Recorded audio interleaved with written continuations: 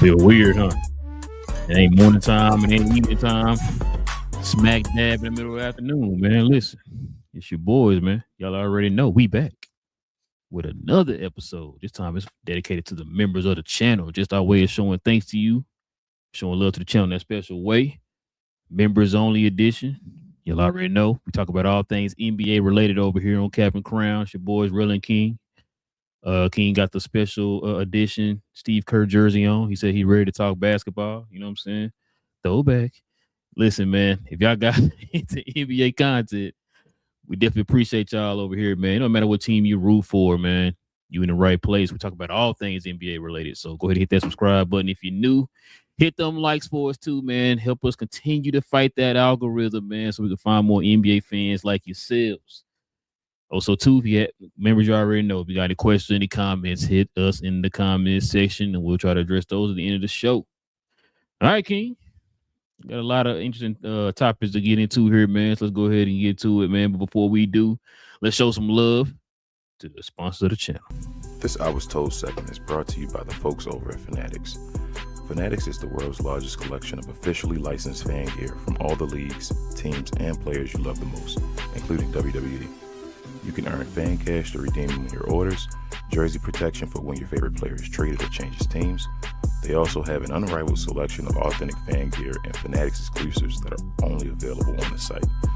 So if you need some merch and are interested in helping the channel, scan the QR code on the screen or follow the link, which is always in the description. Yes, sir. All right, man. Let's get to it, man. Like I said, we got to recap the news of the week, man. So let's get to it.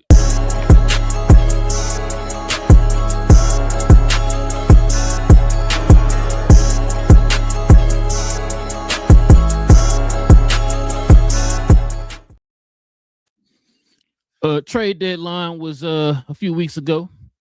You know, there are some players who are shining right now, some players who are not shining. But there are a couple of players, man, that have been highlighted here over the last few weeks after being traded. One of them being this man you see on the picture right here, King. We got Jonathan Kuminga. He got traded to the Atlanta Hawks. It's no secret. It was all in the media, all in the news, all on the interwebs, you know, throughout NBA conversations that, you know, Jonathan Kuminga and old Steve Kerr didn't see eye to eye. You know, people were questioning why was Steve Kerr doing what he was doing to Jonathan Kuminga. You know, different reports came out, different rumors came out. But listen, Jonathan Kuminga has been on a tear here. We're gonna get into that, man. But this little tidbit was released here, I think, a few days ago, if I'm not mistaken. So this is what your boy Steve Kerr had to say. Steve Kerr said to fans who said he doesn't develop young players, King, quote, grown-ups win championships. Any frustration from our fans is probably coming from this idea that young players should get it right away. It just doesn't work that way. King, check this out. Your boy Kuminga, man, this is what he's been doing since leaving the Bay. He's been giving you 21.3 points a game. He's been shooting 68% from the field, averaging 3 assists. 3-point percentage is 56%.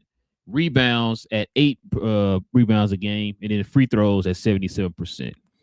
That's up from 12, 2, and 5, 45, 32, 74 split. Well, what you think, King? Is Steve Kerr right, or is Steve Kerr wrong? This is a great example of two things can be right at the same time, as I always say. But shout out to Kuminga. I think I yelled that. I think I said he'll get over 20 when he go over to Atlanta and I'll go to a different team. And shout out to Kuminga. He's doing his thing. He's proving me right, so I appreciate him for that one.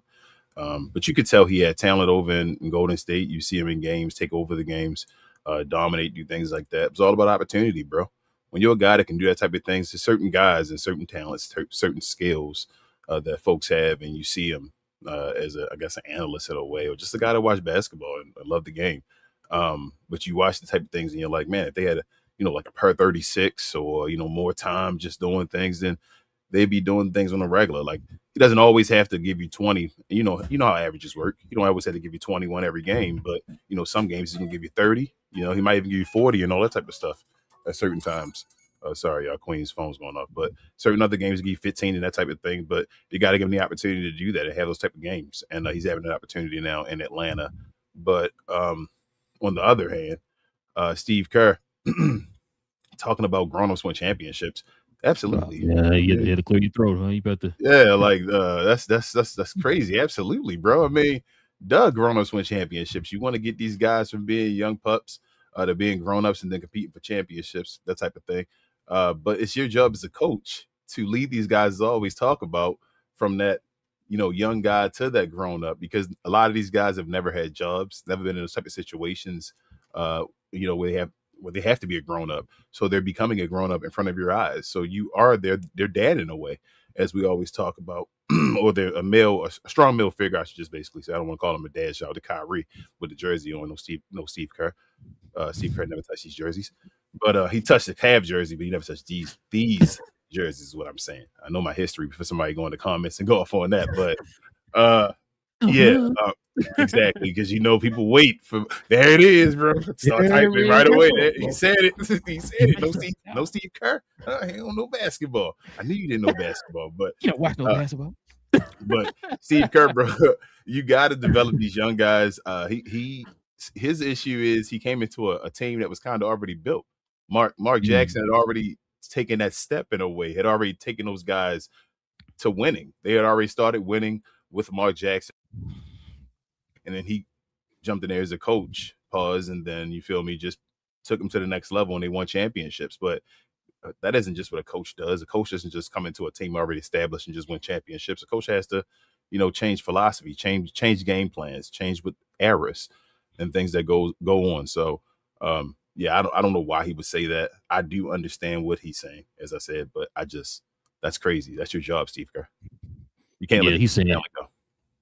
Yeah, he's saying that because he felt like Kuminga needed more time. Is why he was saying that. I get it. How many more contracts? No, hold on. I'm sorry. Yeah, I'm sorry, bro. I'm sorry. Get all that. Get all that. I'm just saying what I think he's trying to get to. Like, he didn't need the time. He's still young. Blah blah blah. Like you said, we talking about the second contract, right? We talk about the fact that it's not even the fact of developing. It's opportunity. Yeah. What opportunity did you give Kuminga, bro? How many times we sit there, we're like, okay, Kuminga is in the rotation and getting 8 minutes, and all of a sudden it's like, whoa, what's going on? It dropped. Like, why is this minutes and stuff inconsistent like that, right? You always hear me say this all the time, bro. Now, if you're gonna have a player, you cater your system to the strengths of that player. Facts. You don't just get the player and thank you, exactly. You don't just get that player and just throw him into your system and expect him to automatically click and it works like a well-oiled machine. That's not how that works. We've seen that happen so many times where you do that, where it's like, I got this system, you just better fit in my system. It's like, that's not how that works. You know what I'm saying? And so that's what this case was with Jonathan Kuminga. Kuminga is not that type of player that fits in that type of system. So what you should do is you try to tweak some things and fit it to, like you said, it's a talented young man. Don't just throw talent away like that. You know what I mean? Kevin Durant. You said they did that for Kevin Durant, right? Yeah. So that's what I'm saying. Like, you can do that for him, but you can't do that for this guy that you drafted yourself. You said DeMarcus Cousins? I don't understand it, man. And so, a lot of people are questioning now. You know how to go with the internet, man. A lot of people are like, "Hey, is Steve Kerr really a good coach, or did Steph and them guys make him look like that?" Right? Two things. You know what I'm saying? Two things at the same time. That's what I feel. Yeah, right. It's the two things at the same time thing. It's the I think I've talked about that before. Like I said, Steve Kerr is overrated, but he's still one of the greatest coaches of all time. You feel what I'm saying? Yeah. Like, he is overrated because that's a major part of coaching is your development. He's proven not to do that. Like, I don't expect Steve Kerr to win a bunch of championships without Steph Curry. Like, look, we know this for a fact. There are some coaches that we've seen it before. We got coaches who can develop players, like i.e. a Kenny Atkinson, somebody like that. Or you got coaches who do very well with veterans. That's what they want. They want veteran players, right? We've seen it happen so many times throughout the history of basketball. Steve Kerr might just fall in that circle of he does better with veteran players. You know what I'm saying? And so that's why I said I don't know if there was a disconnect between front office and coaching. I'm not really a huge fan of Golden State like that to know what was going on with the ins and outs. But it might seem like it was a disconnect between the front office and him. Because it's like you can't tell me, man, that they between, ever since after the success of the big three, you really haven't gotten any other replacement for those guys to the point that you're still counting on Seth Curry to carry your franchise, and he's 56-year-old. What I'm saying? I think that is the disconnect. I think you just literally said it. The disconnect is Steve Kerr and them. Steve Kerr, you can hear from that quote, is living in a time where, I need vets right away to win. Like, he needs to be a coach for the Lakers. That's what I'm hearing for that. Like, that's go be a coach for them. They don't worry about drafting guys. They just want to go get guys and put them in the system and all that. But the way Golden State's literal, you feel me, like big three and all was created was by them taking their time in the draft and getting the right guys and all. So it's like it's a contradiction to what you want to do as an organization. So it's kind of like, you know who had a big hand in that? Who? The late great Jerry West. Oh, Jerry West. Yep. So, I'm just saying, bro. I'm just saying. But there's no Jerry West anymore, huh?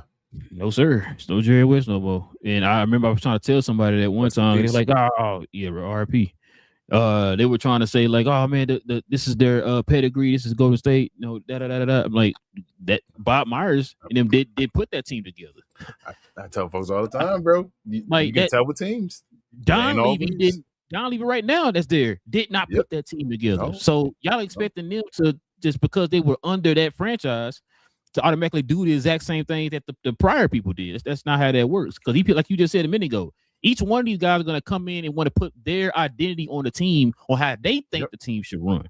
You know what I'm saying? So that's why I said, like, bro, we got to, like you said, stop. You live in the past a little bit there, man. Like, we talking about right now. Are you developing and putting people in the right positions? It don't seem that way. Let me tell you this. I just saw, what's his name, Dunleavy, say that they weren't looking at, past beyond Kristaps Porzingis not playing. I hope he gets better and all, because I don't know what's going on. He was dealing with, was that POTS before or whatever, and now he's dealing with some, I don't know what, it's like another mystery illness or whatever. But Jerry West wouldn't have said that they were looking at Kristaps Porzingis as more than a rental and really wanting to be there and all that stuff.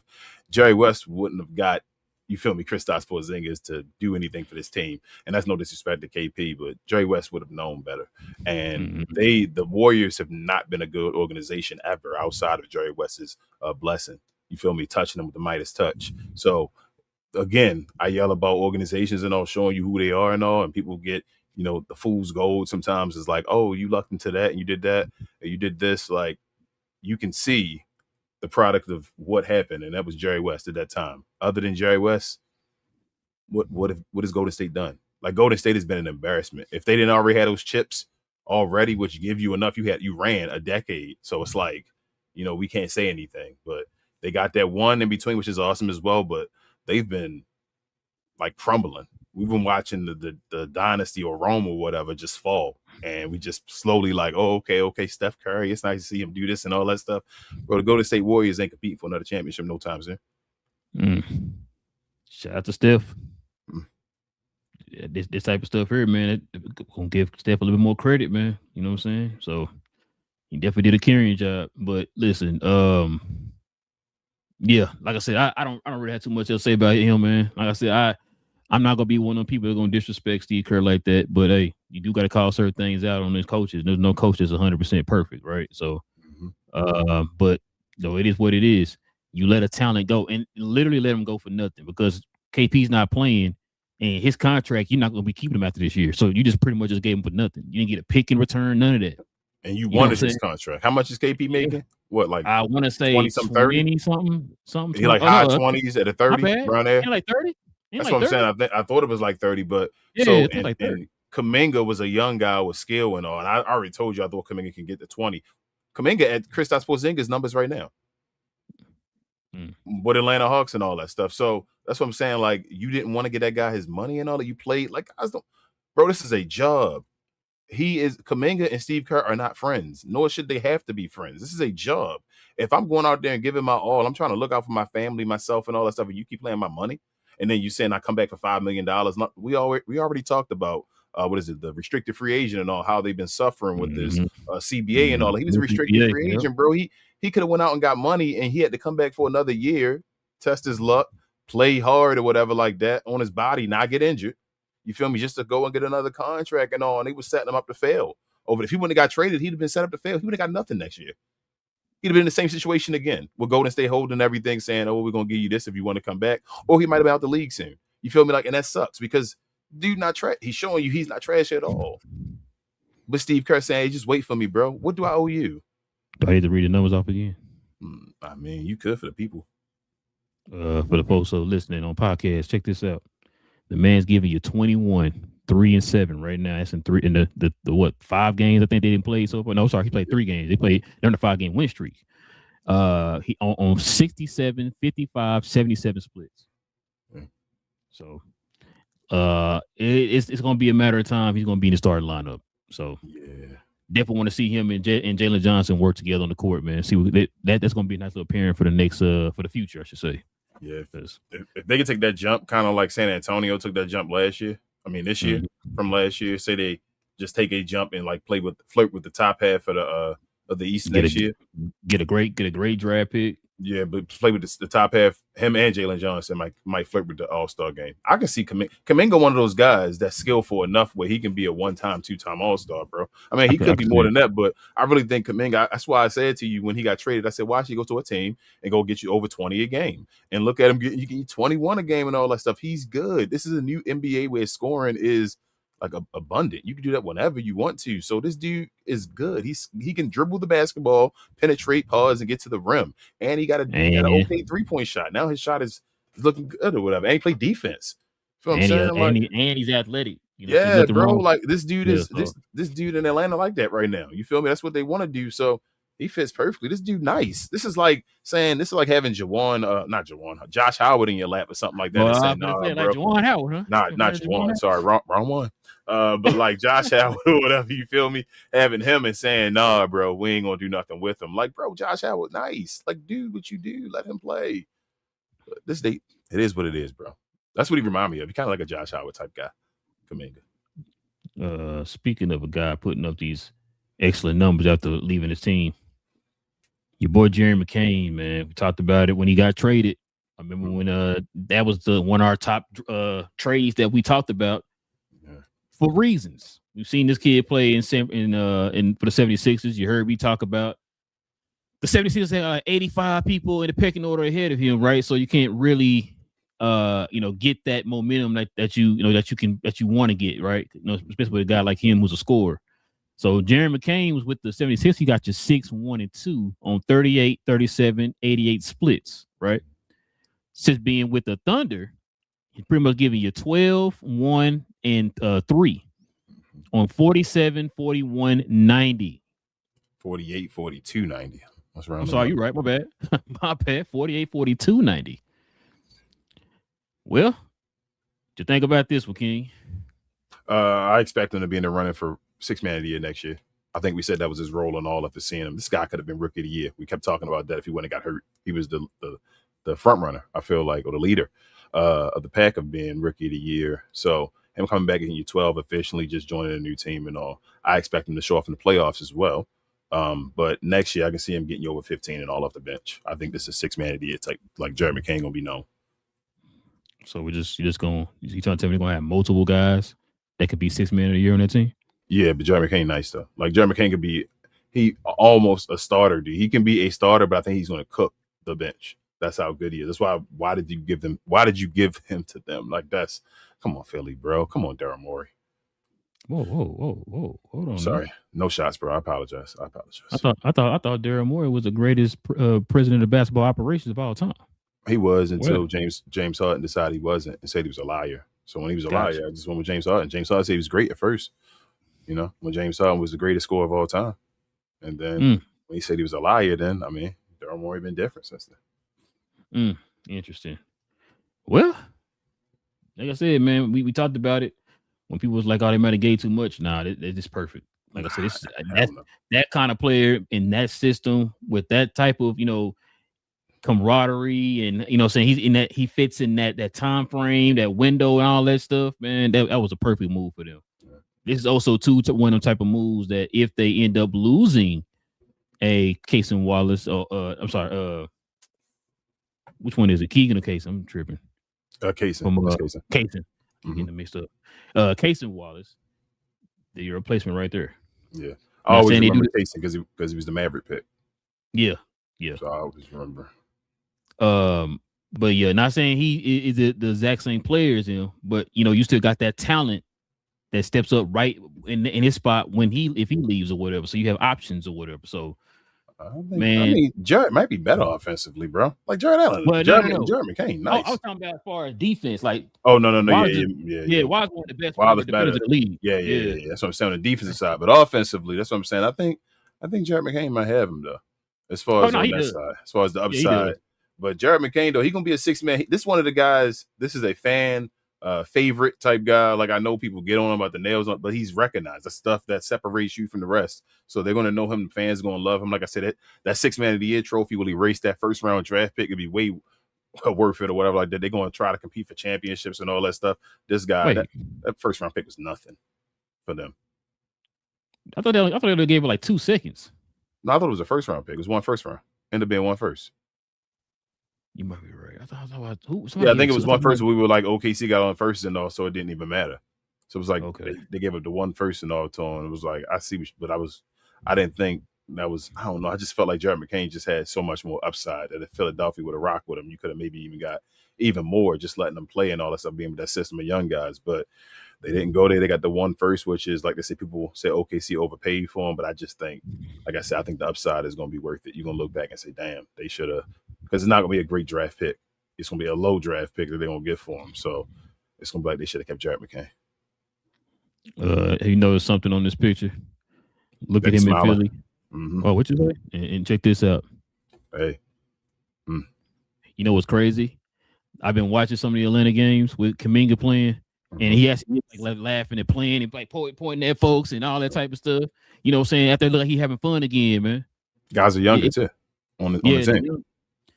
Also playing, on a team with a bunch of guys around your age, man. You know what I'm saying? So like I said, you fit that time frame with the other players on the team. So I mean, let's see who get further, them old guys or these young guys. Because Steve Kerr said you need grown-ups. That's kind of funny. Them grown-ups out right now. But yeah, let's go ahead and turn the page to this next one, man. Oh man, here's your boy, bro. Here's your boy. Here's your boy right here, boy. Loudest man on TV. Stephen A. Smith went off on the New Orleans Pelicans social media team. I don't know if you saw that clip that went viral. Yeah, when they showed about his points and all that stuff. Yep. And he went on a little 5-minute tirade on the show. I didn't watch it, so I didn't see his rebuttal. I didn't need to see it though. You know what's crazy? I think I watched the first like 2 seconds of it and it just muted it, and I just went straight to the comments. And the people in the comments still was cooking Stephen A. Smith. It's like, I wouldn't. No, there's no reason to. This dude, for him to talk the way he talk, he's sensitive as hell. He always, whenever somebody say something back to him, bro, it become this, like I don't know, it become personal. And it's like, but you're doing the literal same thing. Somebody come out and point at you. It to him first. Yeah, and then they come back and say, hey, well, you trash at the stuff you doing because look at your boxing form, look at your shot, you feel me? Look at all these things that you do, it don't look good, and you now mad because they critiquing you. And calling folks scrubs and all kind of stuff like you a top-notch athlete or something. Yeah, you should be laughing.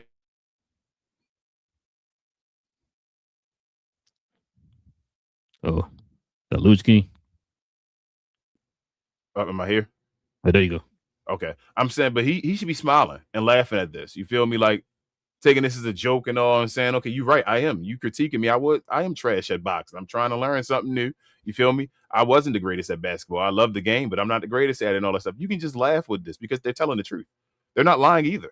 This is now critiquing back and forth based off. They didn't critique you as a person. They didn't say you a fool for trying to run for president or something like that. So they didn't talk about none of that stuff. They talked about the you playing sports and doing that type of stuff, and they say you were trash at it.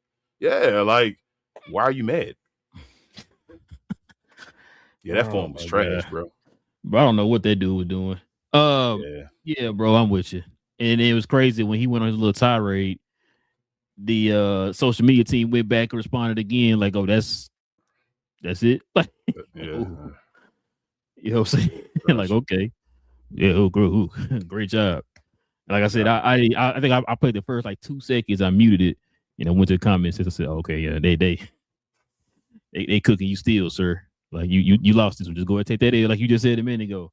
They show all these clips of you looking foolish in any type of sports capacity, bro. Like just stop, bro. You know what the next step is? The next step is to stop hate watching. We gotta stop doing that now. Oh, now doing that. No, I know you. I'm talking just the people.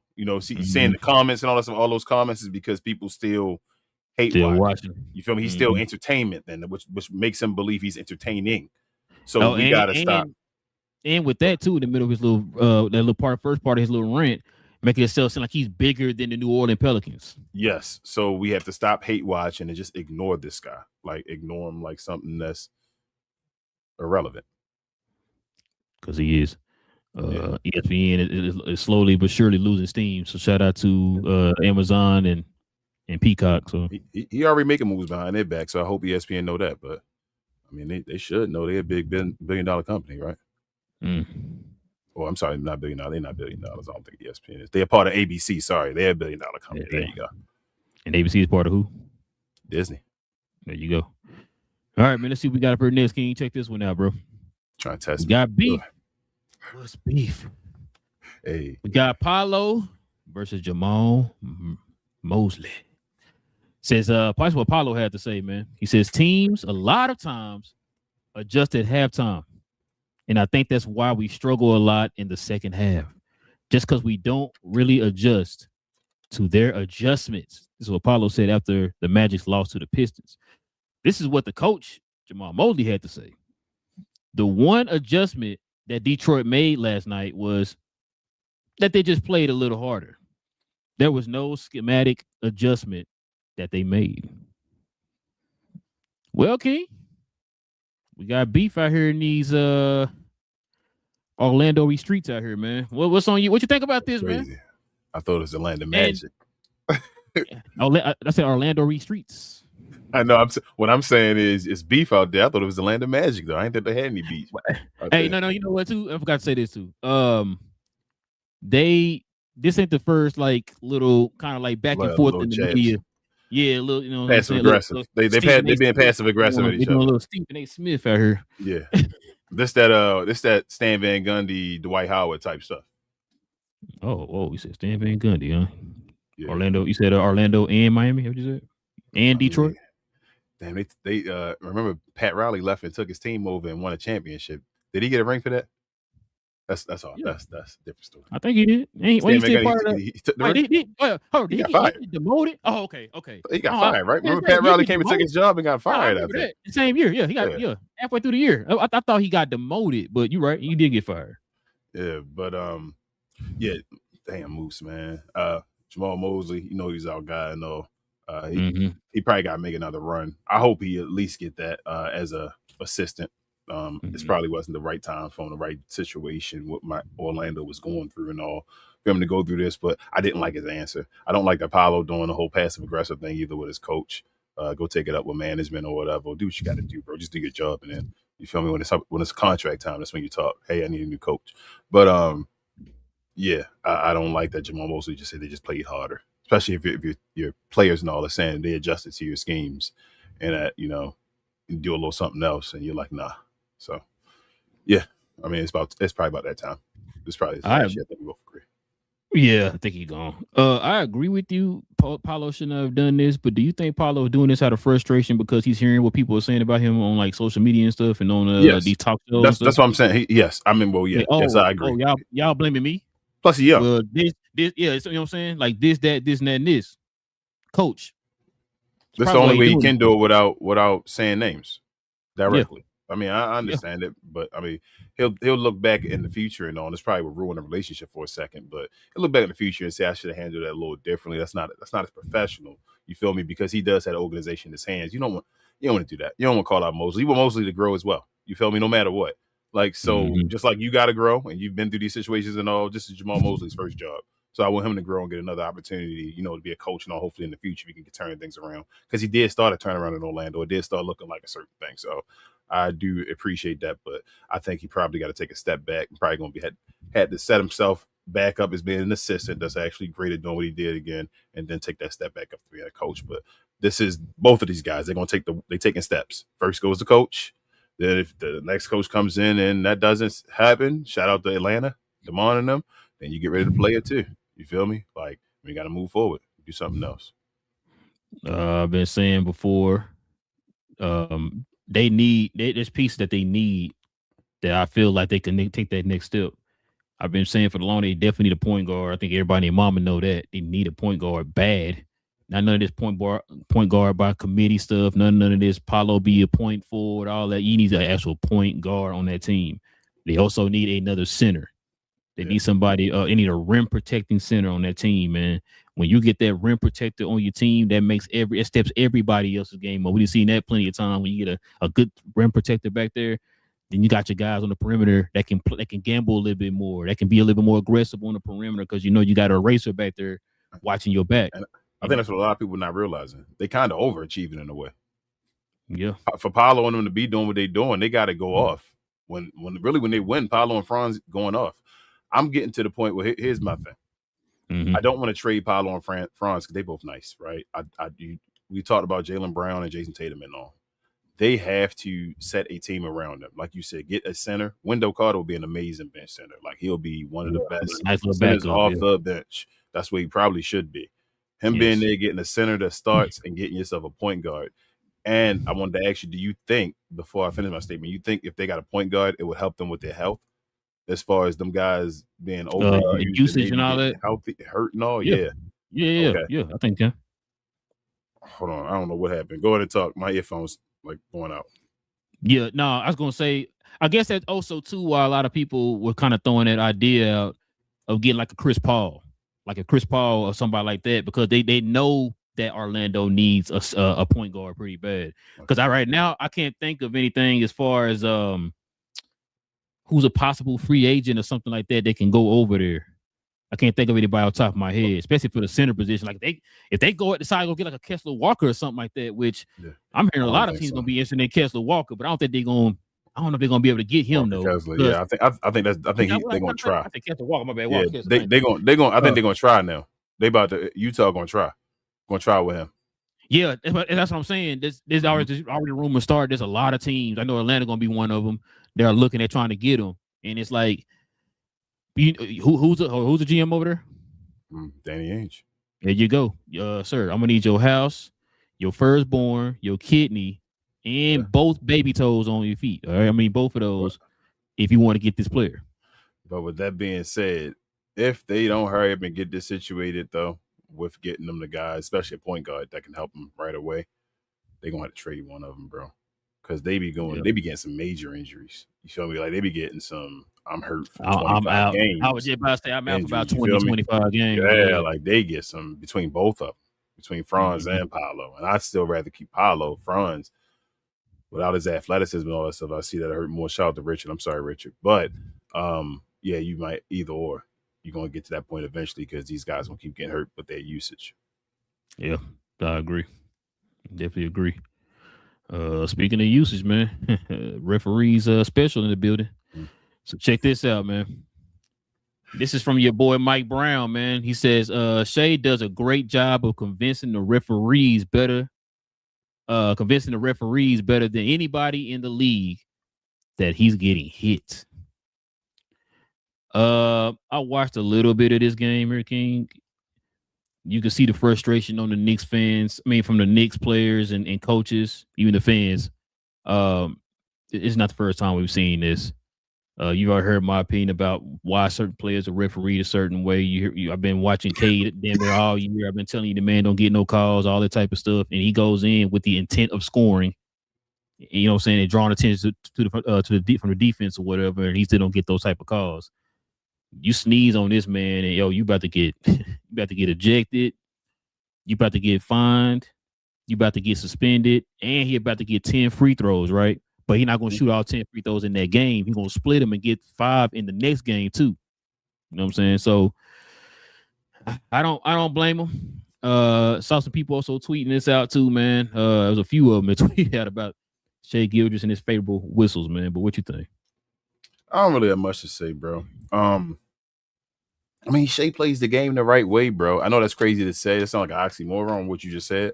But he plays the game the right way, meaning that he's not the one giving himself fouls. You feel what I'm saying? So the NBA is not punishing him for playing the game the way he played. Like they're giving him fouls. So, bro, I'm gonna go try to get me a foul. Like, you feel me? But other than that, like, Shea's not a dirty player. Like, I'm not gonna say that's not the they have him surrounded with, like, quote unquote bad boys, but fake bad boys that do the type of stuff and all that stuff. But Shea, as far as him as an individual, he gets back on defense. He's not the greatest defender. Like, I think he overrated on that, but he plays the game the right way, and they just award him or reward him. If they, like, the NBA just got to stop, like, change it up and all that stuff, and then we'll see where he goes. But he gets his calls. He's one of the golden boys of the NBA, gets free throws, and then he got guys around him that can beat up guys, and they don't get calls on them. So question.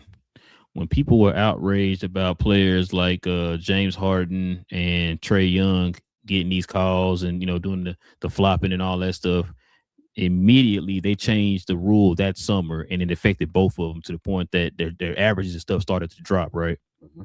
This man's been doing it now for about 3 years, and there has not been a change. This is the part that get me. Like you said, you're right. The referees, it's not if you're not gonna call it. I always equate it to, if a kid's jumping on the bed and you not saying, hey, stop jumping on the bed, what that kid gonna do? Keep jumping on the bed. Keep jumping on the bed, right? Mm-hmm. So, yeah, Shea out there doing the flopping and all that. It's the referee. The part to understand is you've seen it enough. You've heard people complaining about it. I know folks didn't call into the NBA offices about it. Mm-hmm. So, obviously, you're allowing him to do that. When you can nip it in the bud right now, it don't got to be a rule change. You know it's not right. Like, he's just going into people, just flooding his body. You've seen it a million times. Just stop rewarding stuff unless it's a real foul. Yeah. Exactly. Like I said, what I'm saying, I don't understand. I can see why people are mad about this, but my thing I'm mad about is, you heard me say this a million times since we started working together. You let him get away with that, but I'm looking at, bro, I seen that game. I can't remember which one it was. It was one of the games when I think we covered the game. It was one of the Minnesota OKC games. Bruh, Ant was getting mauled going to the basket in the same game. But on the other end, if you look in the direction of Shea Gilgeous-Alexander, he got 15 free throws right there off the jump. Mm-hmm. And I'm just like, so I've never understood. I even asked my pops when I was a kid, like, why is it because your name is this, my name is blue, blue, blue, blue, blue, I don't get as many free throws as you. But we're both going in the same exact way. Like I said, and you know for a fact, King, Ant's not going in there flopping and looking for contact. He's trying to take your head off. So why don't you award them people like that, like you did back in the day? Most folks get to the top by exploiting the game, bro. So it's just as a general, just most. I mean, that's life. No, you're right. In a capitalistic society, you right. You feel me? You got to exploit. We've seen it before. You got to get people beneath you. You feel me? That's the way life is. But you got to exploit the system, and I feel like the other guys don't get rewarded anymore because they don't win. That's the issue. The issue is that you won. And when you win, you start getting rewarded, bro. But the thing is, that's the thing, though, King. You're right. You do.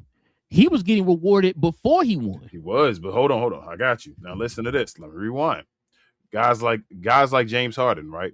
What is he known to be doing? When, like, the NBA is television, bro. It's still, at the end of the day, I believe they sway stuff for television. You feel me? They have their favorites and all stuff. I done told. Yeah, we had that talk before. So they sway stuff for television. When you and all, but then in the playoffs, you like fall apart. Mm-hmm. Why are we gonna keep rewarding you in the regular season and all? You feel me? Like, this can't happen. Like, this is making a joke of the game, a mockery of the game, because you exploiting, but then you just doing that. Trae Young, same thing. Remember, he got known for at the beginning. He went to the Eastern Conference Finals and all that.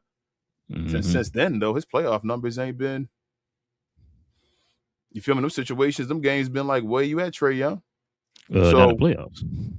Exactly. So that's what I'm saying. Shea was always a winner in the playoffs. Like, even when he loses, you know how certain players lose in the playoffs, but it's not them. Like you know when it's a difference of your team lost.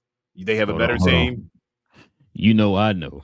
Yeah, but I'm saying you know the difference. A lot of folks don't know, but yeah, but it's like, you know, a lot of folks like, oh wait, oh you lost. I don't feel like there's been a situation. There hasn't been a situation yet where Shea has lost a series. Right. You feel me? Like I don't feel like. Do you feel like I'm trying to think right now? But I feel like, man, Shea lost that series. 2024. Nah. So that's why I'm like, you feel me? It's he didn't lose it. He was averaging 30. He was the leading scorer for the whole. I think everybody. So I gotta give him his props, bro. I just want to see what you gonna say. But you feel me? Like you've never seen it where it's like, bro, you lost me the series. These other guys you see, you lost me the series and all that stuff. So the NBA say we got to stop rewarding you. And I don't think it's fair. I'm not disagreeing with you. I do think it should just be played and it should just be a regular sport. But they worry about TV money and all that, bro. So certain guys got to be the golden childs. And my thing is, does Shea really need to shoot 15 free throws to be effective and still be a good player? Yeah, because he doesn't shoot a lot of shots. Yeah, because he doesn't shoot a lot of shots. That's the way he gets buckets. If you're not shooting 15 free throws, then what you got to do to get your numbers? Shoot more shots. There you go. I mean, listen, if you are a bucket getter, if you one of those players, we talked about it before when we talked about Luka. Luka was leading the league every year in points without the free throws. Dude still getting you damn near 30 without the free throws, right?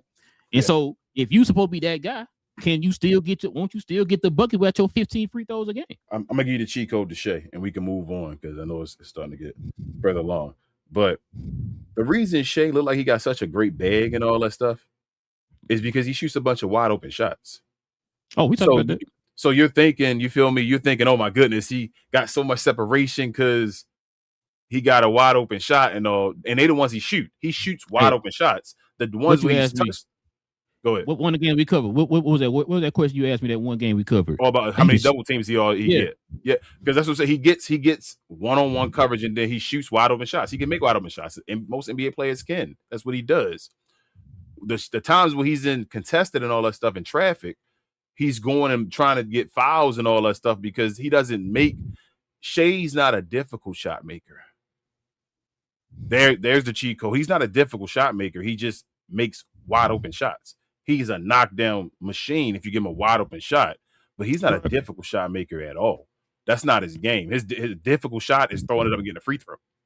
If they didn't count and you didn't get free throws for those, his percentage will be trash because his difficult shot, he don't make difficult shots. I mean, I'm just calling the game how I see it. If you disagree, let me know in the comments. Anybody, I'm just saying. And when you think about it and you sit and think, you're like, damn, you're right. He don't be making a bunch of difficult shots. He just makes shots where he in space. You feel me? And it's like, damn, he got a bag because he got separation. No, he not out there being Allen Iverson. He not out there being Kyrie Irving. That's not how he plays. Bro, he gets spaces, people scared to touch him. So he just do a little pullback, little snatch. Wow. Kick your leg out, your arm out and there. Then shoot a little mid-range shot and all that stuff. You feel me? If you contest it, you're going to touch him and it's a foul. If not, he's going to knock down a little mid-range free throw shot. That's what he does. I agree. All right, man. We got a few more. Check this one out, man. Yeah, boy, I heard talking that Triz ass, man. He says we need someone that is looking to pass the ball to his teammates. He started that quote off with, "Look, I'm gonna be straight up." King, let me say my one piece, and you can have the whole segment, bro. Shout out to Damon. I'll see what's his name, Anthony Edwards, being in Atlanta soon, bro. Go ahead. You can say whatever you want to say. I'm done with that.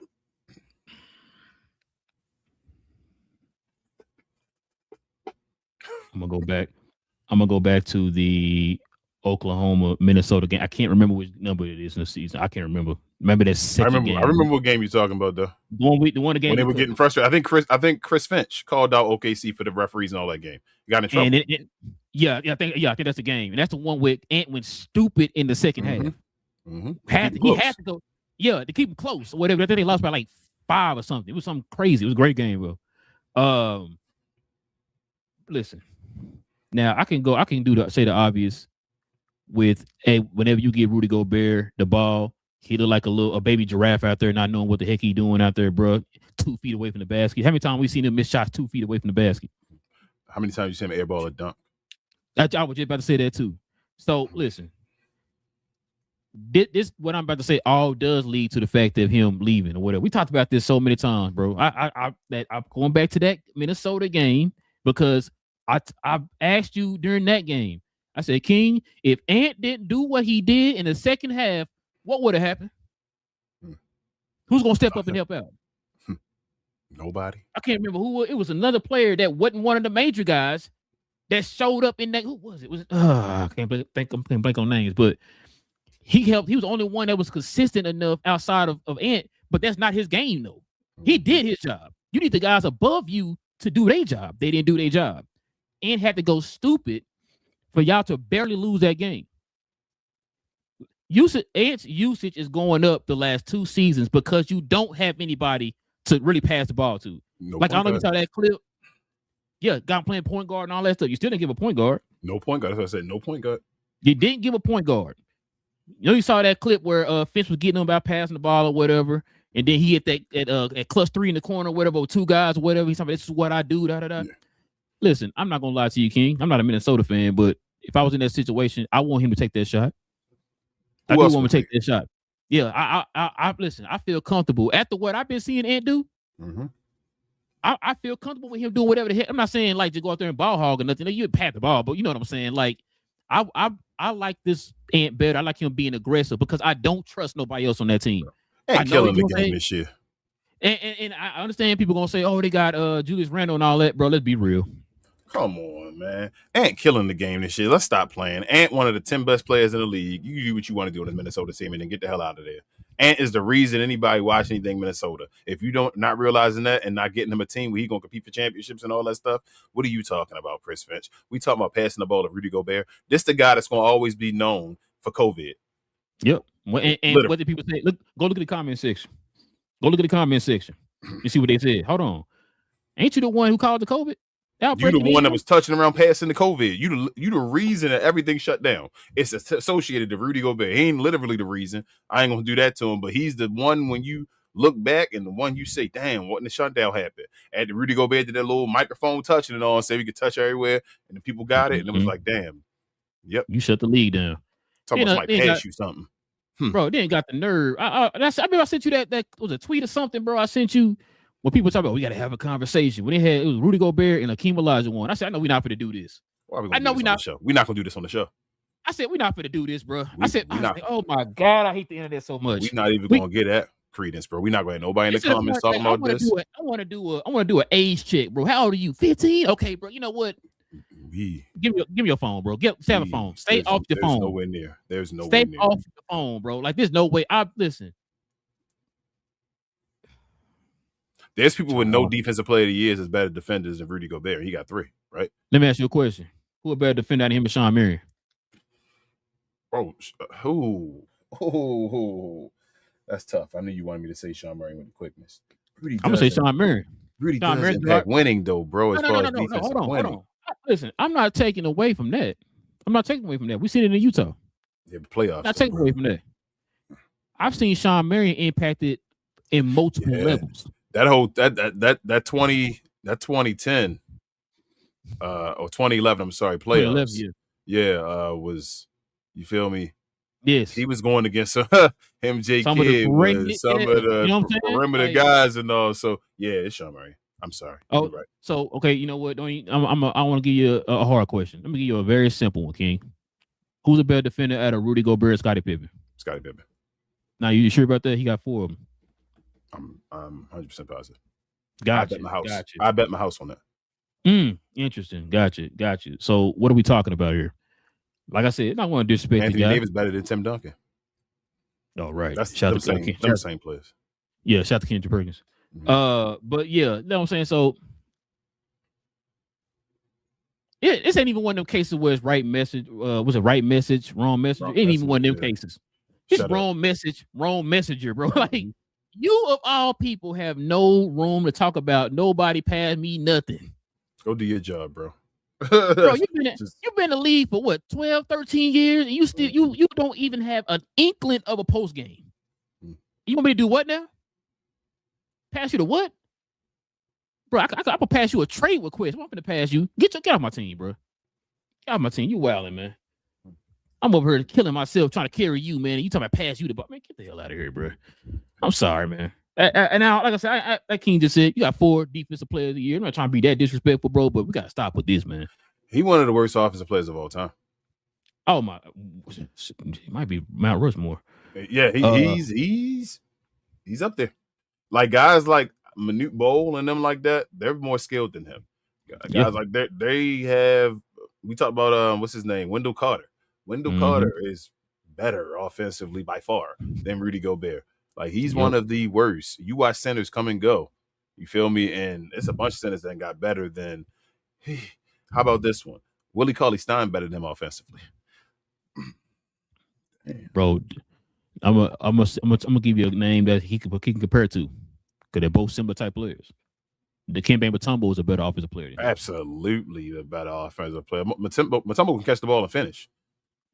With that little dip real low, get you with that little hook. Or if it's one-on-one wide open, catch the ball and finish the ball. Like, you feel me? Like, that's what a center should be able to do. This dude really Gobert, he's like getting the space. And it's over. We seen him miss stuff in space too, King. Yeah. See him do Euros and then miss wide open layups. Didn't he miss a dunk and shot it over the rim? Wide open? What are we talking about? That's crazy. Yeah, this is one of them wrong messenger. Yeah. Bro, you just keep your mouth shut. Matter of fact, you need to be trying to focus on trying to get Ant to the goddamn finals. That's what you need to be trying to do. You need to focus on giving the ball to Ant. Yeah, you get the ball to Ant. Get the rebound. Get the ball in. You get the ball off the rebound. There you go. Give me some offensive rebounds. And then get back to him. Yeah, there you go. Get the ball to Tucker. Get back to him. That's crazy, bro. But couple more here, King. Check this out, man. My guy, man. Shout out to Cool Breeze. He brought this up on the show. You already know, like I said, I've been watching the majority of the games I've been watching has been Detroit games. Because this man right here. Chris Canty says, if you shut Cade down, you shut the Pistons down, King. I already told you. Listen. Somebody got to step up. Let me see something here real quick, bro, before I start talking. If we don't have a guy, if somebody does not make their name in the playoffs, and I ain't talking about the guys they already know from the Pistons. We already know the Asor Thompson. We already know Jalen Duren, Cade Cunningham, those guys. It got to be somebody that we don't know. Mm-hmm. Even Thompson, he can make another step. They got to take a step and like set themselves up and say their name. Like, but people saying, "Oh, okay, I know who this dude is." Try to see something here. What is that? Okay, he did score 26. Cause I didn't watch the whole entire Spurs game, but yeah, he did score 26. But I'm watching the games. They're like I watched the Pistons Cleveland game, and I watched the Spurs game yesterday. Chris Canty's not wrong. Like I said, we talked about it before. Mm-hmm.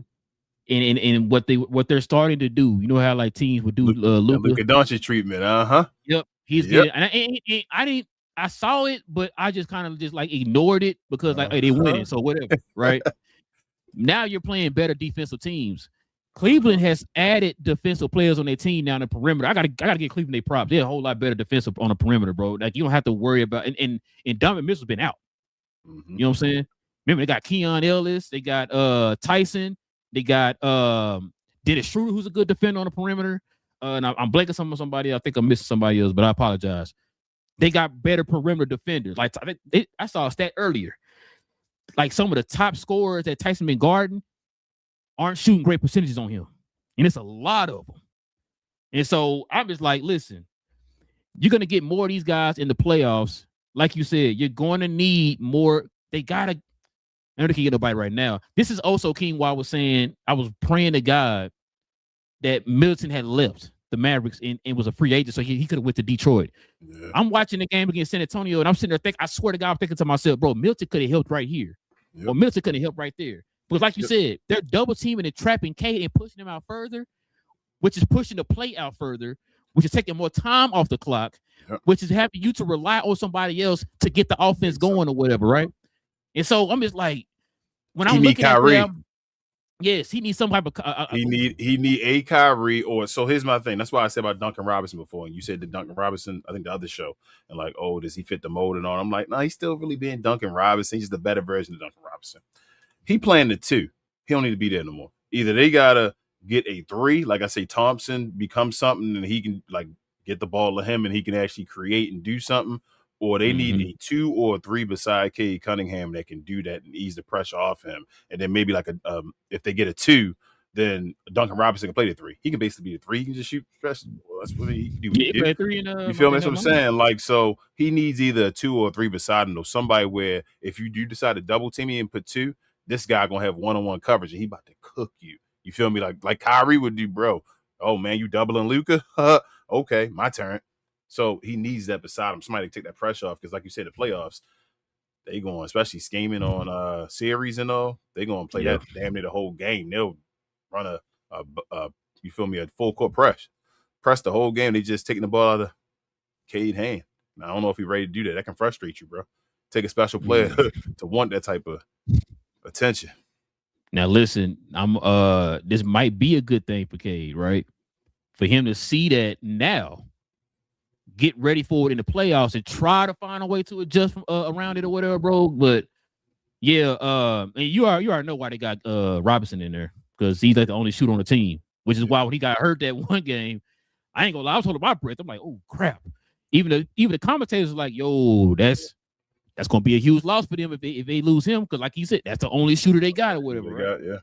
Right? So. That's a good point though. But the Kyrie, that'd be stupid, boy. And not actually Kyrie, but he need Kyrie. He need a guy that can go and get buckets beside him. That's really a 2 guard. That's what he really need. A 2 guard beside him. That's like, all right, give me the ball. Time for me to go get score. You saying, Cade, give me the ball, put it in my hand. Let's go. And Kyrie would definitely works hard on defense, and he'll work. We seen it. We seen what he did in that Clippers series. What he do to your boy. And because of Cade Cunningham's size, you can get a smaller guard. Yep. You just need somebody beside him that can cook. It's like you said, Iverson and Eric Snow. Hey man, I said Iverson should have went to LeBron. That's what I really said. I keep telling you that one. That instead of going to Melo, Iverson and LeBron might have won the chip, bro. I keep telling you, yell that to the end of time. They would have fit perfectly, just like Kyrie and LeBron did, bro. But yeah, I don't know what they can do. Like you said, the team got to get healthy. They got to get everybody back right now. Both Asir and Ron got hurt in the last game, and they need both of them guys because man, Ron Holland played just like Asir. It's crazy.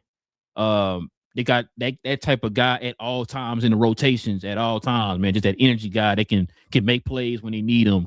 A great defender, bro. You know, so they're bringing all that energy and can rebound for their sizes and all that type of stuff, man.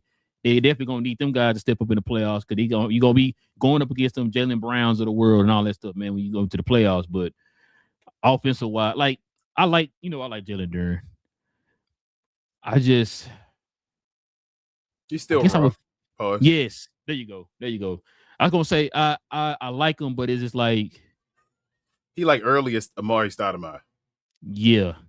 Before Amari Stoudemire had the jump shot, you know, Amari got to the point where that jump shot became automatic and all that stuff. I was just about to say that if he get one of them, somebody stop him and all that stuff. You got to keep a man in the paint. It's kind of hard for him if you playing the pick and roll and staying on him and all that stuff to get buckets all the time.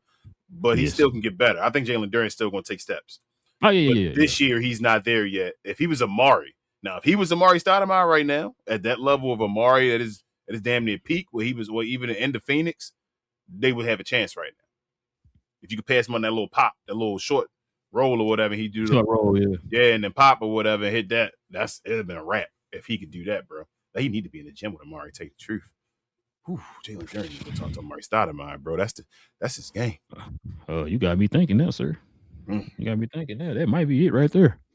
That might be it. Because I was thinking that one game because I think he had hit. I saw him hit one of them in one of the games. I forgot who they played. And I was like, man, if he can get a consistent little, 15-foot jumper or whatever, man, from the elbows. You never know what he's doing there. Yeah, because he rolls to the rim. Yep. But if you can, like you said, with Stoudemire, he was dangerous, bro. He was shooting like he was doing it when he hit that with that pop.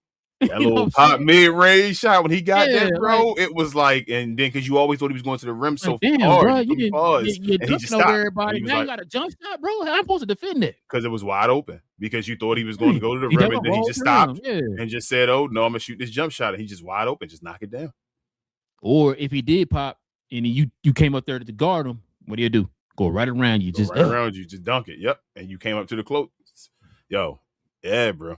Mari was nice. Mari was hitting that peak. I know we getting pet. Mari was hitting that peak in New York before Carmelo got there, bro. Mari was having his Blake Griffin Detroit moment and all. Like, remember he it was was he becoming was MVP candidate, remember? Yeah, it was becoming Amari Stoudemire was looking like that dude, and then injuries started happening again, and it's what it is. Might be in the Hall of Fame, man. Shout out to Amari. He should be. Yeah, he was dominant for like 7 years or something like that. Yeah, he should be. All right, man. Last but not least, man. Listen, King. I don't know if you want to go get you some tissue here real quick, man, and dry your eyes. It's gonna probably hurt your heart and soul right here, man. Check this out. This might be your boy last dance, man. King, don't start crying, bro. Come on, man. Right. So supposedly, there's rumors going around right now that after the season, your boy Doc might hang it up. As you should. This the question. What would Doc's legacy be if he does? When you so 10 years down the line, when I say Doc Rivers, what's the first thing gonna come to mind? 3-1. I knew he was gonna say that. Because you know why? That's what I would have thought. That's what I'm thinking too. 3-1 lead. 3-1. Feel me? And then that's what I'm thinking of. But I think he should still be a Hall of Fame coach too. Like I say, two things can be true, but the Basketball Hall of Fame is completely different. It's open. He has enough success. Like, he's still a successful coach. He has some big duds. You feel me? Mm-hmm. But he's still a successful coach. He's still a Hall of Famer. It's still applaud Doc, black coach and all that stuff. He did his thing, going over playing the coaching and all that stuff. Because he's a Hall of Fame player too, right? Am I tripping? Doc Rivers in the Hall of Fame, ain't he? Is he in the Hall of Fame? No, he's not a player? No. I don't think he's a Hall of Fame as a player. Okay, well, I think he should be as a coach, though. Dang, what was I about to say? Oh, I was going to say, yeah, he could be in the Hall of Fame. I still think he should be a top 15 coach. No, he should have never been that. Yeah, he's not top 15, bro. No. Bro, I was listening to somebody. I thought I might have sent you this. This is probably about a couple months ago, I think. I was listening to somebody, and they were breaking down Doc's career. Mm-hmm. Because they asked this question on this, I think it was a podcast, and somebody asked him, "Is Doc a Hall of Famer?" Mm-hmm. And this person broke down his resume, and I'm just like, "Whoa, hold on." I cannot remember what show was on. I thought I sent that to you. Yeah, they still highlighting. Probably was on what's the guy, Dan Levitard or something like that. But I mean, you can always highlight the negatives and all that stuff. He has a bunch of duds. It is what it is. But he has some highs that other coaches never reach that are in the Hall of Fame. You feel me? How many coaches you know that aren't in the Hall of Fame that have rings? That aren't in the Hall of Fame that have rings? So you mean like a coach that has won that's not in the Hall of Fame, right? Yeah. So like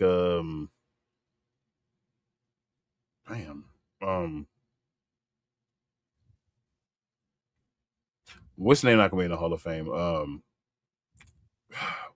The Lakers coach from a couple years ago, Bubble. Vogel. You don't think he's gonna be in there? Nah. You think he's done enough on his resume to be in Hall of Fame, even with that chip? Them 2 Eastern Conference Finals and a championship is enough to be the Hall of Fame? You're trying to talk me into it, bro. No, I don't think he's a Hall of Famer. Okay, come back to me with that question later. I don't think he had a long enough of a career either. I think he got if he can somehow get in the league to be a coach longer, no matter what his resume, he just need more. So he needs more. So I know you might not know the top of your head, but kind of how long do you think he been a coach? A head coach? He probably about 10 years though. You think been 10 years? Because I'm trying to think of Indiana. Because he got Phoenix too. He got at least 2 with LA, right? At least 2 with Phoenix. That's 4 right there. That's 4. And How long was he in Indiana? He was the whole Paul George run, right? How long was Paul George? Was he though? I thought he was.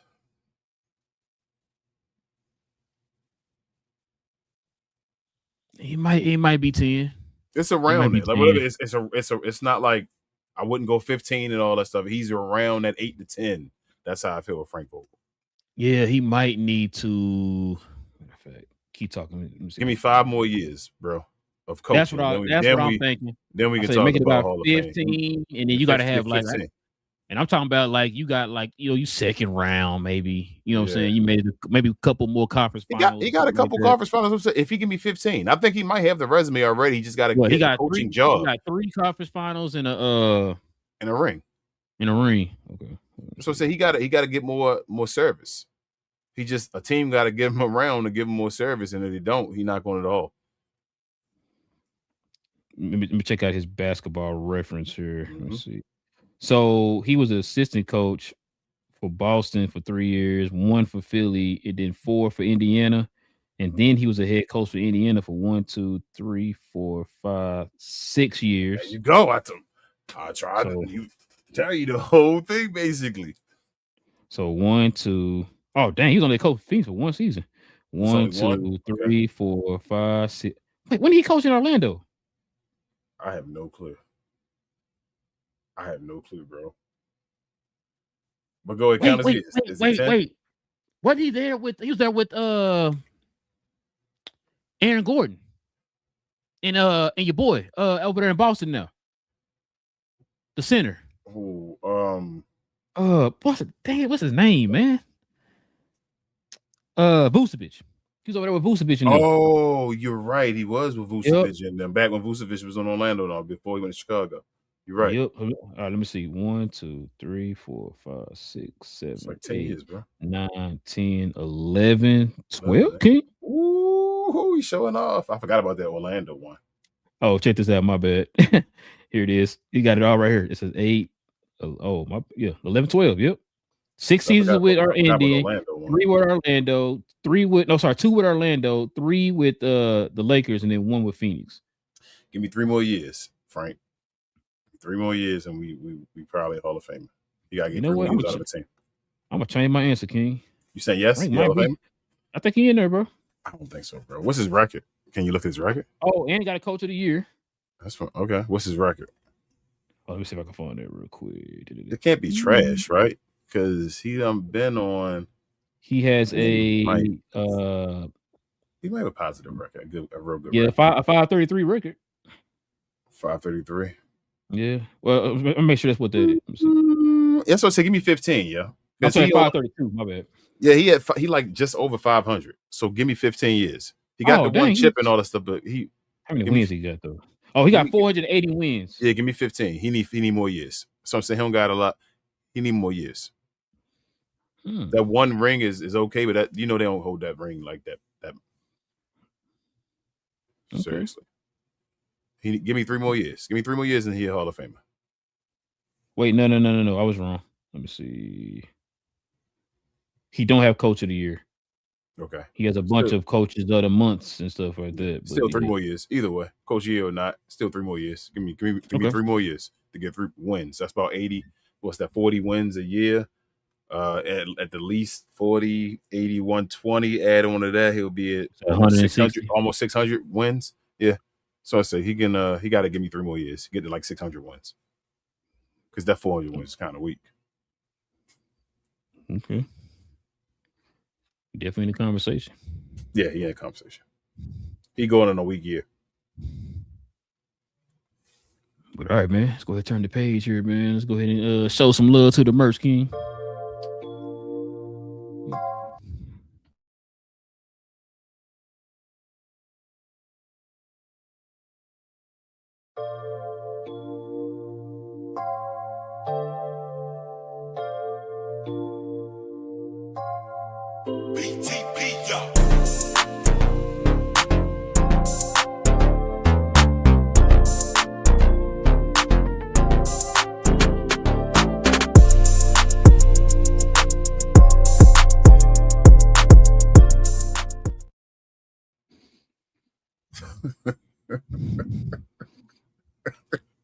it was going, but wasn't playing. I'm like, wait in the world, it's crazy. Let me see something. Oh, Winchester.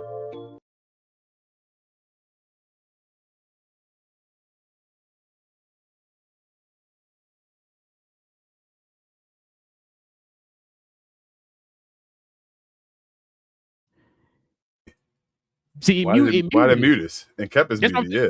Yeah, that's what I was talking about. I don't know I what clicked was going on it, and it was like playing right there, and I'm like, why is it not popping up on the screen? I thought maybe you was watching it, and I couldn't see it, but then I'm not looking at it over here, so I'm like, okay, so it ain't playing, okay. Then I looked over here, it was playing. Clicked it again. Wasn't me. It went off. Then I had to click it one more time. Then it played. I'm like, okay. But yeah, here we go. If you guys are into the merch, like I said, I got the GloYard shirt on for the GloYard members of the channel. We got 3 ways you can get to the merch. We got the actual link to the site in our description box. That's our actual site with all the merch.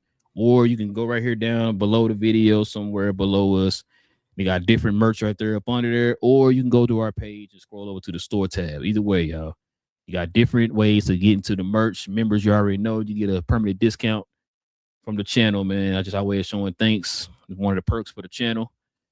Our way of showing thanks for y'all to support the channel in that way. So there you go. Your 3 chances, man, to go ahead and get your merch and get your shop on, y'all.